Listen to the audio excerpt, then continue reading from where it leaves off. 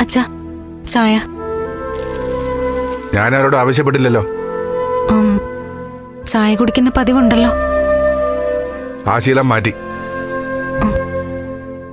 ചായ ആയിരുന്നല്ലോ ശീലം. എല്ലാവരും അവരവർക്ക് തോന്നും പോലെ മാറുകയല്ലേ.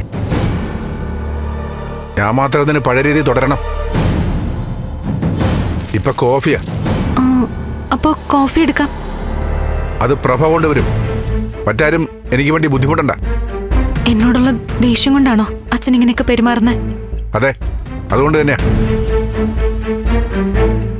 ഇനി അങ്ങോട്ട് എന്റെ രീതി ഇങ്ങനെ തന്നെ ആയിരിക്കും.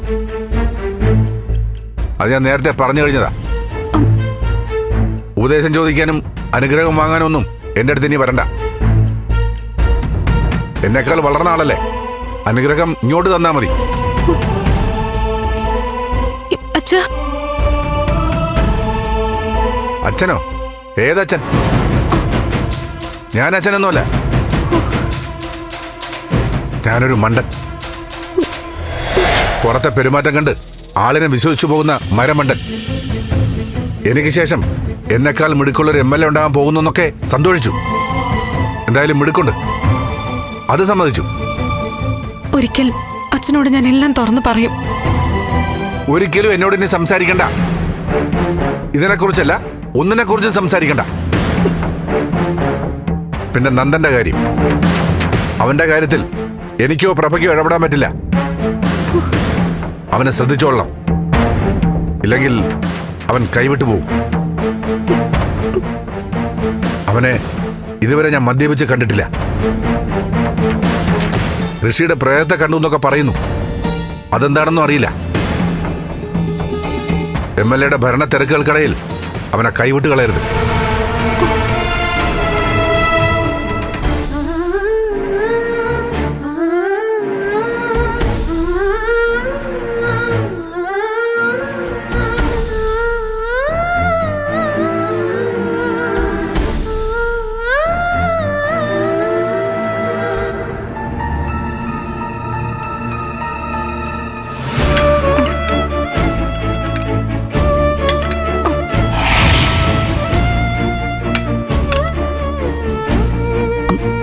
ഇതെന്താ മോളെ ചായ തിരിച്ചു കൊണ്ടുവന്നേ? അച്ഛന് ചായ വേണ്ടാന്ന്. ഇന്നു മുതൽ കോഫി അത്ര. അതെന്താ സിദ്ധു അങ്ങനെ പറയുന്നേ? ചായയുടെ ആളാണല്ലോ സിദ്ധു. കോഫി സിദ്ധുവിന് രാവിലെ ഇഷ്ടമല്ലല്ലോ. ചായയോടല്ല, ഇപ്പൊ എന്നോട് അച്ഛൻ ഇഷ്ടക്കേട്. എന്റെ കൈകൊണ്ട് ഉണ്ടാക്കുന്നതോ കൊണ്ടു കൊടുക്കുന്നതോ ആയ ഒന്നും ഇനി അച്ഛൻ കഴിക്കില്ല. എന്നെ കാണുന്നത് പോലും അച്ഛന് ഇഷ്ടമല്ല. ഇന്നലെ വരെ ഞാൻ അച്ഛന്റെ പ്രിയപ്പെട്ട മകളായിരുന്നു. ഇന്ന് വെറുക്കപ്പെട്ട ആളും. എന്റെ ജീവിതം മാറ്റിമറിച്ച് കളഞ്ഞല്ലോ.